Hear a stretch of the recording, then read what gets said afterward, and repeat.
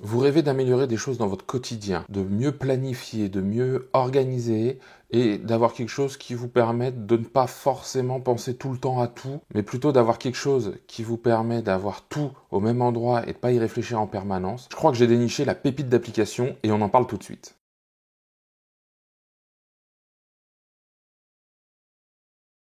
Bonjour, je suis ravi de vous retrouver aujourd'hui parce qu'on va parler d'une application qui, moi, me change mon quotidien. Et oui, c'est une application qui s'appelle Notion. Donc, Notion, c'est une application, alors je le dis tout de suite, multiplateforme gratuite. Donc déjà, ce sont deux points positifs. Multiplateforme, Windows, Mac, iOS, Android, donc vraiment pour tout le monde, qui se synchronise en plus entre les différents devices. Donc ça, on est encore plus au top. Et surtout, c'est une application qui peut en regrouper plusieurs. Alors, on va voir, elle n'est pas exempte de défauts non plus, mais elle est quand même super bien, et donc je vais vous plonger là-dedans. Alors, cette vidéo, elle m'a été inspirée par Janvier, Jean-Baptiste Vier, je vous en avais déjà parlé un petit peu. Et Janvier, eh bien, un jour, on a échangé ensemble, et il m'a fait parvenir un livre, Self Manager, 5 jours pour mieux organiser son travail et profiter enfin de sa vie perso. Et c'est la fin, moi, qui m'a bien plu, parce que on cherche toujours du temps, soit pour faire des projets perso, soit se faire des projets passion, des projets pro, d'autres projets pro. Donc c'est hyper important. Alors ce livre, il a été écrit par Alexandre Zermati. C'est un collègue, un ami de Janvier, ils travaillent tous les deux dans la même société. Et aujourd'hui, Alexandre Zermati, il manage une douzaine de collaborateurs. Il est plutôt voilà, dans le côté, on va dire, IT, télécommunications. Et c'est un peu un touche-à-tout aussi parce qu'il a développé une application qui s'appelle Meeting Sumo, qui est là pour, entre guillemets, mieux gérer les réunions des managers. Et il a aussi créé un podcast qui s'appelle ASAP et qui est plus lié aux personnalités inspirantes du monde du travail. Donc vraiment très riche. Et lors d'un live, il était là, il présentait des choses par rapport à son podcast avec Janvier. Moi, j'ai dit que j'utilisais Notion et je crois que maintenant aussi, Alexandre Zermati l'utilise. Et Janvier m'a dit ce serait bien que tu fasses un tuto. C'est vrai que moi, ça m'inspirait vraiment de faire ce tuto-là. En plus, bonne nouvelle, il y a quelques jours, l'application Notion a été développée, en tout cas avec un dictionnaire en français, donc maintenant on retrouve les informations en français. Il reste encore quelques éléments parce que c'est encore en bêta, mais c'est plutôt bien, donc je vais vous présenter cette application. On y va maintenant et on se retrouve après pour la conclusion. Donc voilà, on va passer sur une vue de mon écran. Je dois utiliser Notion qui a 10% de ses capacités, hein. Il doit y avoir plein de choses, donc ça c'est en fonction des besoins. Allez, on rentre plus en détail. Donc voilà, on est sur mon Notion. Alors vous allez voir, hein, je vais un peu tout vous expliquer. Donc déjà à gauche, on va commencer par cette partie gauche. Bon, le volet, on peut l'enlever, hein, comme ça on voit pas. On peut le mettre en permanence où il vient juste sortir quand on en a besoin. Là, c'est les informations du compte, donc les tests de Cyril, hein, mon adresse habituelle. On peut ajouter différents comptes, les applications iOS, etc. Et de se déconnecter du compte ou créer d'autres espaces de travail. Bon, je ne vais pas rentrer dans les détails là-dessus.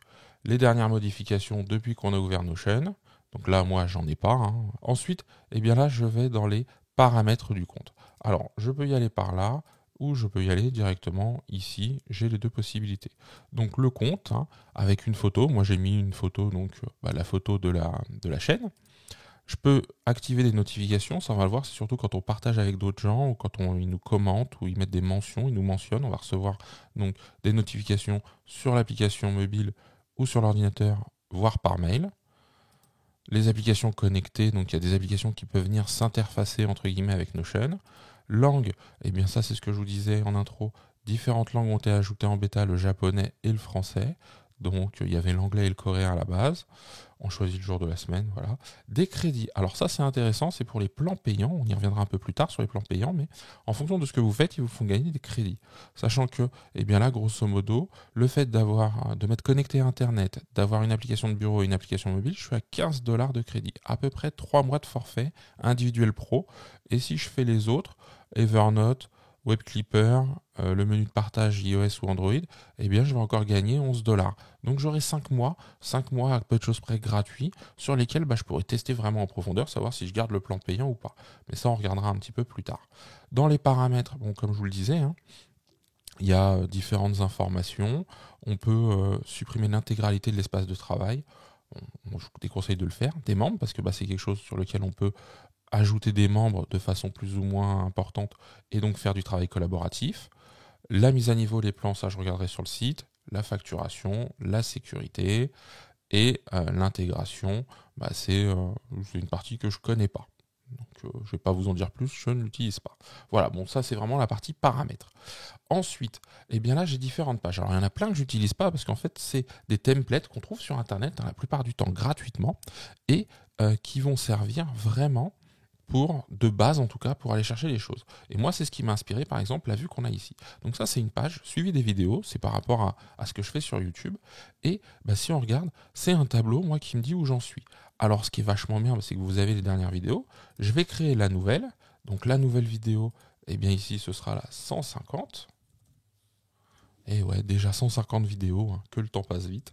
Découverte Notion. Voilà, donc jusque-là, pas grand-chose à dire.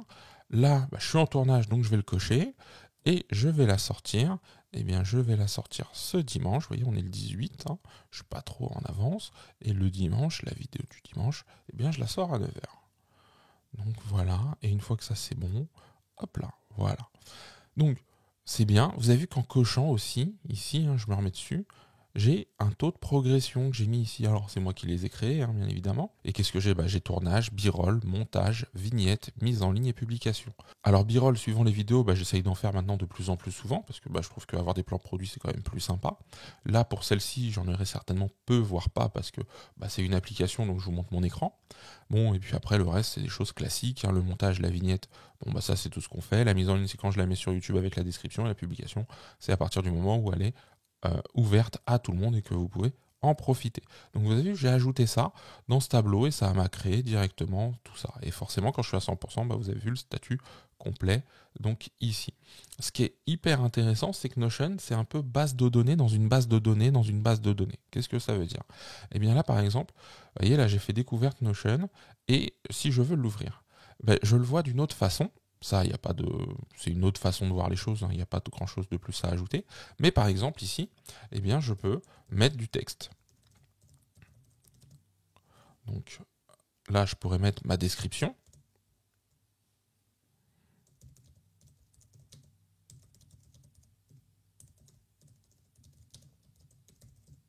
Voilà, et puis blablabla. Hein. Et donc, là, ce qui est vachement bien, c'est qu'en fait, au même endroit, je vais retrouver toutes ces informations-là. Et si, par exemple, je me souviens, c'est vrai, j'ai fait les b-rolls et j'ai fait le montage, je peux cliquer aussi ici, dans cette page-là. Voyez, et ça me change mon taux juste en dessous. Hein. Si vous voyez, progression, là, je suis à 50%. Donc, c'est une autre façon de faire, sauf que en plus de ça, si je fais la rentrée, ici, à l'intérieur, je peux rajouter, comme je vous disais, base de données dans une base de données, différentes façons de présenter. Je pourrais mettre une liste de tâches à l'intérieur, d'accord ? Je pourrais mettre des listes à puces, des idées, un menu dépliant, des citations encadrées, mentionner des personnes qui participeraient à la vidéo, leur partager, donc après faire un travail collaboratif dessus. Les tables, donc là c'est les tableaux, ce genre de choses, des listes, un calendrier à l'intérieur juste de découverte Notion. Je pourrais faire vraiment une progression de la vidéo avec des dates de rendu, ce genre de choses. Moi je suis pas du tout encore à ce niveau-là. Hein. Une chronologie, enfin il y a beaucoup de choses. Insérer des images par exemple d'illustration, j'aurais peut-être été chercher sur le net. Mettre des vidéos peut-être du produit pour m'inspirer, pour me donner des idées. Ajouter un audio si j'ai fait une note dessus. Enfin c'est hyper fourni, hein, et ça je peux le faire à l'intérieur de tout, d'accord ? Donc on voit que voilà, il y a même des mises en forme qu'il n'y avait pas, je crois, avant en tout cas, il n'y avait pas toutes ces choses là. Moi j'ai trouvé ça vraiment intéressant. On voit bien que ça fonctionne de cette manière là. Je vais sortir de cette vue là et là, comme j'ai inséré une petite note, en tout cas une page, eh bien j'ai ce petit icône qui me dit tiens, il y a des choses à aller voir dedans. Donc ça, je trouve ça vachement bien. Et aussi, si je veux changer la vue, parce que là, voilà, j'ai une vue tableau, moi je suis assez analytique de cette façon-là, mais si j'ai envie de le voir plutôt sous la forme d'un calendrier, pour voir un petit peu quand est-ce que je vais publier les choses. Et bien là, hop, j'ai cliqué sur la vue calendrier.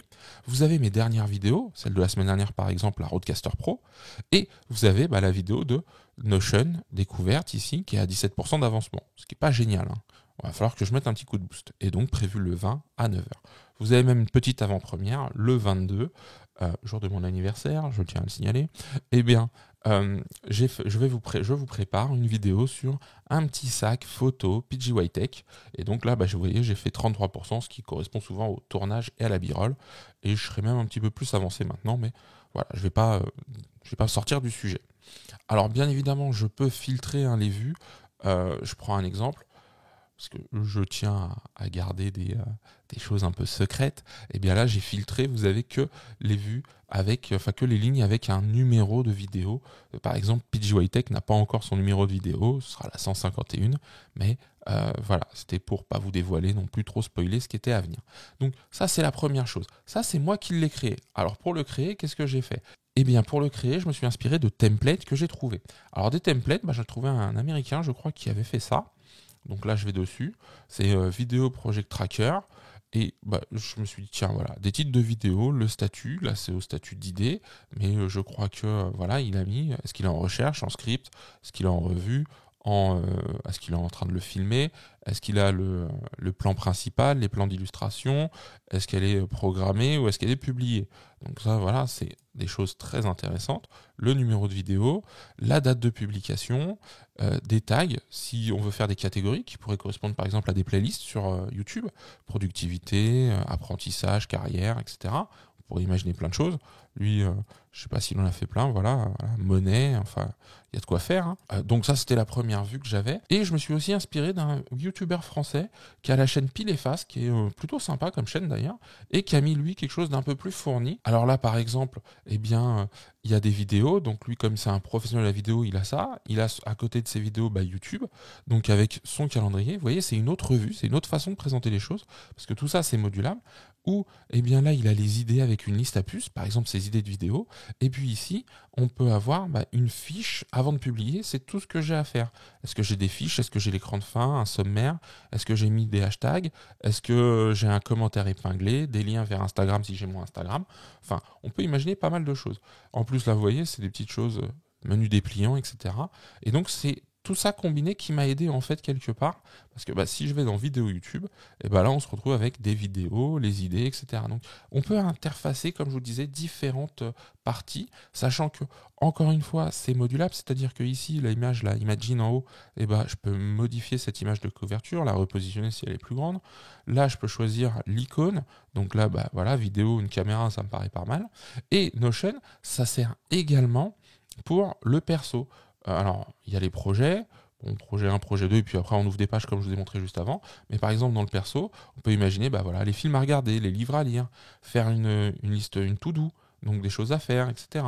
On peut vraiment aller sur quelque chose de plus prononcé. Si je vais ici, dans le à faire, ce qui est vachement bien, c'est je peux, un peu comme Trello, c'est une application que j'avais regardé un petit peu, mais qui n'avait pas toutes ces fonctionnalités et qui ne me convenaient pas, je peux les passer d'une à l'autre. C'est-à-dire, par exemple, la tâche 3 à faire, et là, peut-être, je suis en train de la faire, donc elle est en cours. Puis la tâche 2 qui est en cours, je viens de la terminer, alors je vais la mettre dans fait. Voilà. Et puis, vous voyez, ça me recalcule les nombres de tâches qui me restent à faire. Puis, en fait, non, je me suis trompé, la tâche 2, elle est toujours en cours. Bon, je la remets en tâche 2 ici. Enfin, en cours ici. Donc, c'est hyper modulable. Moi, je trouve ça vraiment intéressant parce qu'on voit les choses de façon très très différente à chaque fois. Et le gros avantage, c'est que Notion, il y a une grosse communauté, il faut le dire, il y a une grosse communauté, et il y a des modèles qui existent. Alors des modèles pour tout. Hein. Là par exemple, vous voyez, je suis sur la partie étudiante, note de cours. Note de cours, je trouve ça vachement bien parce que là, premièrement, est-ce qu'elle a été relue, le nom de la note, donc on peut y mettre, vous voyez, des icônes, etc. C'est un peu plus sympa. Le cours qui est ici, donc c'est sous forme de tag, le type de cours que c'était, des supports, donc aller mettre des liens vers des choses à aller voir, et la date de création du cours, en tout cas de la note de cette prise de cours. Et donc là, si je vais dans une, méthode des quotas, alors pardon, je ne suis pas allé sur le bon parce que là ça change, voilà, ouvrir, donc je retrouve les premières informations du tableau, et puis là j'ai ma note. Sauf que après, je pourrais par exemple y ajouter des liens vers le site internet qui a été recommandé par le prof, etc. etc. Donc il y a beaucoup beaucoup de choses, hein, des listes de lecture, voilà, on peut même noter avec des étoiles. Moi je trouve ça vachement bien parce qu'il y a étudiants, mais il y a marketing, euh, les notes de réunion, un calendrier éditorial, ça je vais vous en parler un petit peu après. Dans le personnel, liste de lecture, candidature à des offres, je suppose, voilà, dans la recherche d'emploi, pour faire son suivi. C'est plutôt pas mal, surtout quand on recherche voilà, un job. Le planning de la semaine, lundi, mardi avec les choses à faire, on coche, on voit ce qui n'a pas été fait, on le déplace du mardi au mercredi si ça n'a pas été fait le mardi, enfin voilà. Il y en a certains qui l'utilisent d'un point de vue professionnel, donc là sur des ventes, alors on a encore les notes de réunion, mais par exemple CRM commercial. CRM commercial, alors c'est ce que je dis, tout n'a pas encore été complètement mis en français, mais c'est quand même plutôt bien déjà un début sur une bêta. Et donc prospect, qualifié, proposition, négociation, affaire conclue. Et on peut se faire des fiches clients. Hein. Si là par exemple je vais sur Stan Fleury, je sais quelle est son entreprise, j'ai son contact, le dernier contact, une date de signature, des informations, des historiques, etc., etc. Que je pourrais mettre sous la forme de date et voir aussi ça sous la forme d'un calendrier derrière. Moi je trouve quand même que c'est assez puissant pour un outil gratuit encore une fois. Alors, je vais terminer sur ce petit tour d'horizon. Hein. Moi, je vous en ai parlé, je vous montre, parce qu'on parlait de calendrier éditorial. Moi, j'ai mon podcast, comme je vous l'ai dit, dans mon domaine immobilier, mon domaine plus pro, on va dire. Et je me suis fait un petit calendrier de publication. Et donc là, quand je vois ça, j'ai vraiment mes différentes publications sur les réseaux sociaux, prévenir par exemple le lundi de l'arrivée d'un nouvel épisode, et puis après les différents posts sur mon LinkedIn, sur mon Facebook Pro. Et vous voyez, à chaque fois, j'ai différentes parties là-dessus qui me disent tiens, ça c'est tel post pour telle chose, et en fait je l'écris. Donc je prends un peu d'avance et après je copie-colle dans le réseau social qui m'intéresse. Je sais que ça a été mis en ligne et hop, on avance là-dessus. Et donc franchement, c'est top parce que vous voyez, en plus moi j'ai mis ça, c'est de l'IMO, j'ai mis la petite icône maison, j'ai mis les applications que, entre guillemets, pas j'utilise parce que moi c'est LinkedIn, mais j'ai mis avec les réseaux sociaux une bannière pour me dire tiens, je peux aller là-dessus. Donc voilà, c'est assez puissant. Maintenant, il y a aussi des limites à Notion. Alors les limites, la première c'est que c'est gratuit. Donc il y a une offre payante. Alors quand je regarde, le gratuit quand même c'est page et bloc illimité. Donc page et bloc illimité, ce qu'on a vu, c'est moi ce que j'ai créé là sur la gauche, je peux avoir autant de pages que je veux. Alors je peux mettre des documents à l'intérieur de ces pages. Donc par exemple je peux télécharger un document Word à l'intérieur. J'ai une limite dans le gratuit, c'est 5 mégaoctets par document. Donc c'est pas énorme. Une photo parfois ça pèse plus lourd, donc il faut faire attention à la qualité de ce qu'on met. On peut quand même partager à 5 invités, donc ça c'est aussi sympa parce que on peut vraiment faire un travail entre guillemets collaboratif. Si je veux augmenter un petit peu ça et par exemple enlever la limite de fichiers, je passe à une offre à 4$ par mois en facturation annuelle et 5$ par mois si je passe en facturation mensuelle. J'ai des invités illimités et aussi un historique des versions de 30 jours. Donc, ça c'est pareil, c'est les pages que j'ai changées, je vais avoir des historiques de versions et ça c'est plutôt plus. Et puis après c'est pour les versions pro là-dessus. La grosse différence quand on regarde, elle se fait ici entre le pro individuel et le gratuit entre guillemets. Mais si vous regardez bien, il y a vraiment très peu de différence. C'est un service client prioritaire, je suis payant, donc j'ai un service client prioritaire qui m'est entre guillemets accordé par rapport au gratuit. Je vais revenir sur Notion. Alors, autre limite que j'ai trouvée, peut-être que certains d'entre vous vont le montrer différemment, c'est que, là, ce que j'ai là, je ne peux pas mettre en forme. Il y a des choses de mise en forme que j'ai pas. Je m'explique. Là, j'aimerais bien, par exemple, que les coches soient centrées. J'ai pas cette fonction-là. Alors, je ne sais pas si c'est possible ou pas, mais je l'ai pas. En tout cas, je l'ai pas trouvé. Là, si je voulais mettre des couleurs, j'ai pas. Mettre un fond, j'ai pas trouvé. Voilà, il y a ce genre de choses. Après, c'est puissant parce que pour arriver à 100%, c'est une formule. Voici la formule, elle est juste là. Ça commence par round et ça divise par 100 à la fin. J'ai cherché pour aller trouver ça, comment bien le mettre, éviter les chiffres à virgule énormes, etc. Mais une fois qu'on l'a trouvé un peu, qu'on sait et qu'on l'utilise au quotidien, je pense que c'est comme tout logiciel, ça s'apprend. Il y a un mode sombre, un mode clair. Ça, c'est du positif aussi. Moi, j'aime bien le mode sombre. Ça, moi, je trouve que ça me repose les yeux. Et dernier point quand même qui est hyper important, c'est que, je peux partager ça. Et je peux le partager sous différents formats. Je peux le rendre consultable avec une page en ligne, par exemple. D'accord ? Je peux l'envoyer à quelqu'un. Je peux choisir comment je l'administre. D'accord ? C'est-à-dire, est-ce que je lui donne une activité de vision ou est-ce que je lui permets aussi de interagir sur la page que je lui propose ? Donc, je pourrais dupliquer une page, comme ça, je garde moi ma page initiale. Je peux imaginer tout ça. Je peux le partager en PDF. C'est assez puissant. Et moi, je le dis, ça, voilà, HTML, Markdown, vous voyez, en exportation. le diffuser sur un canal Slack. C'est vraiment quelque chose que je trouve génial. Je prends un exemple, eh bien Alexandre Zermati l'a proposé sur son podcast. Quand il fait des invitations et qu'il veut envoyer une invitation à quelqu'un, il partage une page comme ça où il a mis ses informations, il explique ce qu'est son podcast, il marque, il a mis des captures écran des notes qu'il a eues sur Apple Podcast, il donne un petit peu à un moment des conseils, et comme c'est sous la forme de menu dépliant, c'est comme un petit menu dans lequel vous allez cliquer et ça vous ouvre ces informations-là. Et donc forcément ça montre un petit peu le sérieux de la chose, et sans faire de code, sans faire un truc trop compliqué, et consultable pour tout le monde. Plutôt qu'un PDF qui serait peut-être un peu moins animé, là on est sur quelque chose de plus dynamique. Voilà, donc moi je trouve tout ça vraiment très très bien, vraiment très puissant. S'il y a des questions là-dessus, j'y répondrai avec grand plaisir. Donc voilà, je ne vais pas faire plus long sur l'application, on va passer à la conclusion. Voilà, on vient de faire un tour de Notion, donc je vous l'ai dit, c'est peut-être pas exempt de reproches, mais franchement pour du gratuit et tout ce que ça offre, moi ça me remplace pas certaines applications natives que j'ai sur mon iPhone. Notes, calendrier, je mets encore des choses dedans. J'aime bien Notes, c'est hyper rapide et quand j'ai des idées, ça m'arrive. Et après, je vais remettre dans Notion. Alors ça fait double fonction, mais je fonctionne encore comme ça. J'ai pas encore le réflexe d'aller dans Notion, noter l'idée, d'accord ? Comme toute application tierce, est-ce que ça va durer dans le temps ? Ça fait un petit moment que ça existe. Et moi, j'ai plutôt confiance parce que franchement, il y a une grosse communauté.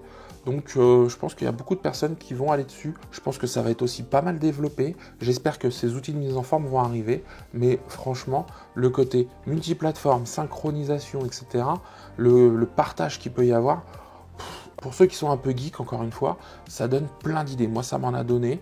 Et je vais vraiment regarder ça de plus près, que ce soit pour la vie pro, la vie perso, ça va être vraiment quelque chose que je vais utiliser de plus en plus.